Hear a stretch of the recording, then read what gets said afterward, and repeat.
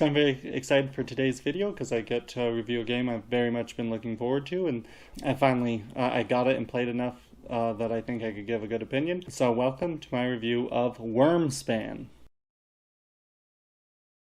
Hello, welcome to Intermerifica, New Mexico, the channel where we look at questions of wonder from the perspectives of faith and reason, philosophy and theology. Today we're looking at one of the wonders of the culture, Intermerifica. We're among these wonders of the culture.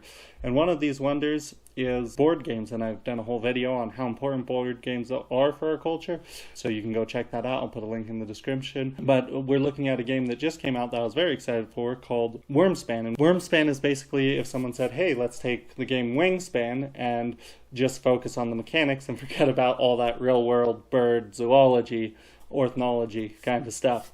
A short description of this game is obviously it's based on worms, W-Y-R-M, dragons, but these dragons are very animalistic dragons. They're not anything that Christians would have to worry about. They're not magical, they're not diabolical, they're just winged reptiles, basically. They're like pterodactyls, or they're not even all reptiles, but it's very tame, most of it, in that respect. It's an engine builder game, right? You're building up your engine, you're building up your thing to pull off these big combos to get victory points. You have a limited number of actions, and each round, and as rounds go, you're trying to do three things. First, you're trying to excavate these caves, and you're trying to so you're trying to get dragons in these caves.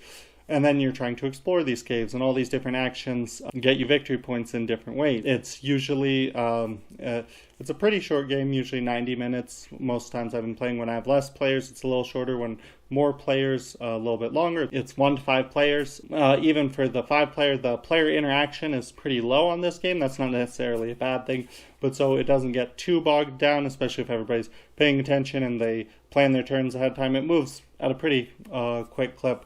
Some of the games I've played have been significantly less than an hour and a half, and none of them have been significantly more. So the thing that I would want to know in looking at Wyrmspan is, I would want to know comparing it to Wingspan, because I love Wingspan. That's a super great board game, and I'll talk a little bit more about it later. But what this game comes off of is Wingspan's a very, very popular game where you're studying birds. That's just been amazingly popular and has just blown up, and they're like, oh well, let's do that but with dragons, and that's a really cool idea. So the first thing I would think is, well, how does it compare to this game I already know I really like, Wingspan? So I'll talk about that really quick. Even if you don't know Wingspan, I think you'll get an idea of the game through me comparing it. I'll try to make it so you don't have to have a really good deep knowledge of Wingspan for this review to help you. And while I compare it to Wingspan, you'll see what I think are some of the cons of this game, and then I'll move into some of the pros and my final conclusion, my final verdict. So the very first thing I would want to know if I'm looking at buying this is, how different is it from Wingspan? Because I already have Wingspan, I've already got a bunch of expansions for it, and if this is just like another expansion or something like that, or second edition of Wingspan, I would want to know that. I would say no to all that. It's not just another expansion, it's not just like a second edition. It's very obviously inspired by Wingspan, but it's a completely different game.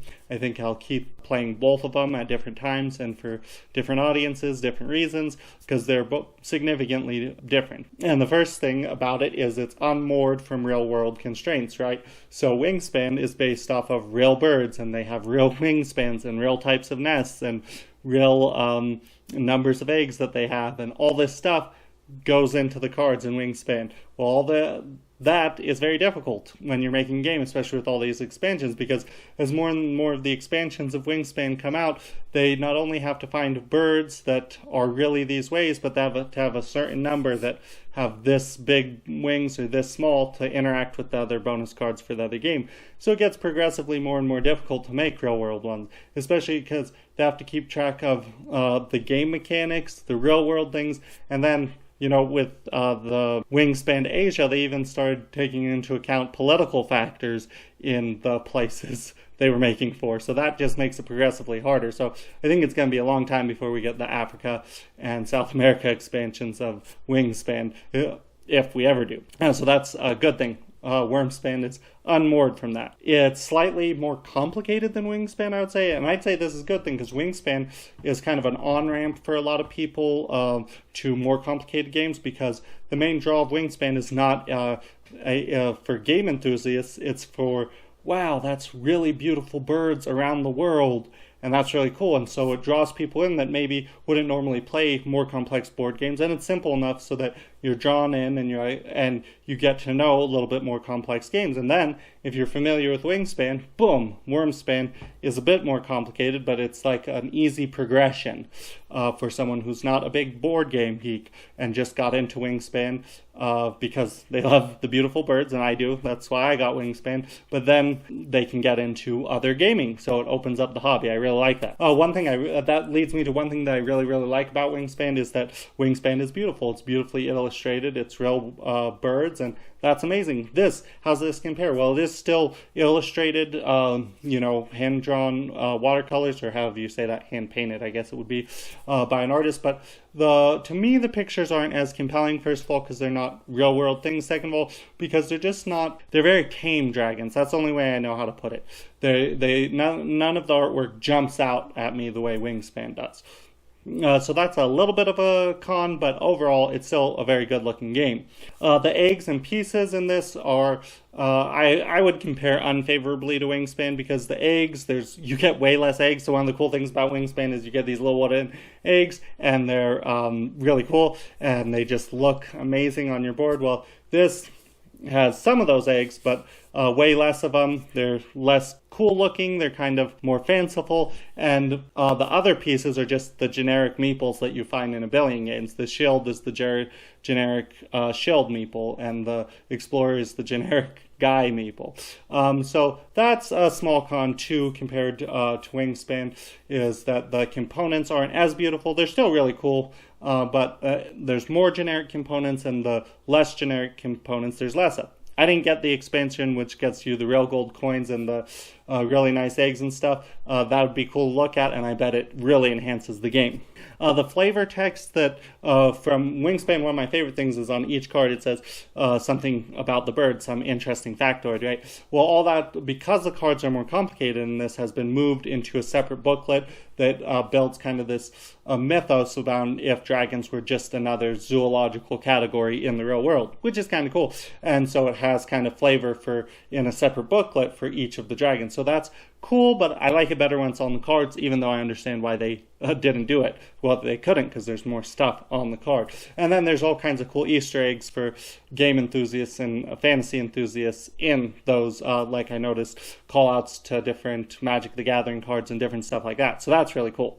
This has slightly, and this is a bad thing because Wingspan already had very little interaction between the players. This has slightly less interaction, not a whole lot less, but even less than Wingspan did. One of the cool things that's different, though, is instead of the your bonus objectives, those bonus cards in Wingspan, there's a guild that you're all part of, and as you advance in the guild, you take positions away from that other people might want. So that competitive part does get played out in the guild, and that's fun. But besides that, I've heard it compared to a 5-player game of solitaire. It's not that bad, and it's really, I think, much more fun when you actually have the full 5 players than when you're playing 2 or 3 player.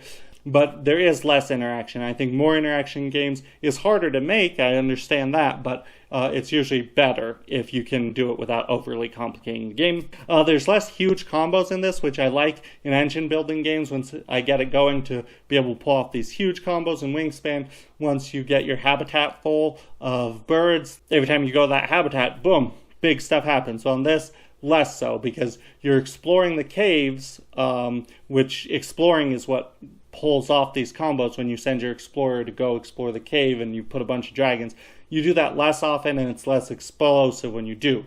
So I love big combos, but I actually think that for a lot of play groups, it might be better that it's less explosive kind of combos. There's more different types, action types, right? So Wingspan's very easy. There's only 4 actions you can take. This has more action types. It has 5, and there's more resource types than in Wingspan. So one of the bad things about that makes it more fun to put everything together, make everything come together, but you're more likely to hit a roadblock. That's the bad part.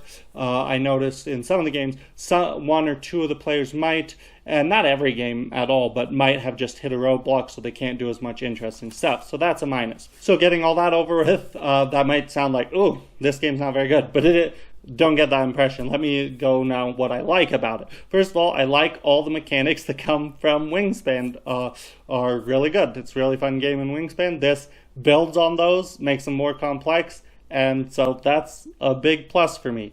I love the whole conceit of that you're excavating these caves. I've always loved that for board games. I've always found that very imaginatively compelling. And not only are you building these caves and digging through, cards help you dig through, then you get to people them, or not people them, dragon them with dragons. And I think that is just really, really cool and really, really fun. I love that conceit. I love that the core of Wingspan is taken. I think the core of Wingspan has so much places to grow, and other games have kind of tried to use it, but I love that it takes that and grows it in a different direction that is still compelling and still but is different enough to be its own game. And I love that because I think the core of Wingspan can be expanded all sorts of ways. So I love that this is doing it, and it's doing it effectively. I love that this is a natural progression, as I said, for people who aren't hardcore gamers, from you're just a normal, non-geeky, hardcore gamer. You get into Wingspan, oh, that's fun, and then you get into this. I think the jump straight to this would be a little harder, but it's medium complexity, so it opens up the hobby. I love that. And the best thing, though, about this game is it's just really fun. I really like it. All the pieces go together really well. It's a very smooth experience. It's obviously been playtested very well. And no matter what, you're never just stuck doing nothing. You're never just completely bowled over like in a competitive game by other players that are doing better. And no matter what, you do something that's imaginatively very cool. Even if you get the most roadblocks and your cards don't go together well, you're building houses for dragons, and no matter what, you're doing something cool like that. And that's really fun, and I really like that. My bottom line is that I recommend this game. I recommend this game for hardcore enthusiasts that haven't played Wingspan. I recommend this game for board game enthusiasts that like medium complexity, a little lower than medium, but about medium, that haven't played Wingspan. I recommend this for everyone who's likes Wingspan. So if you're in any of those categories, yeah, I think this is worth your time, and it's a very fun game. I hope that was helpful for you. You have a good day. God bless.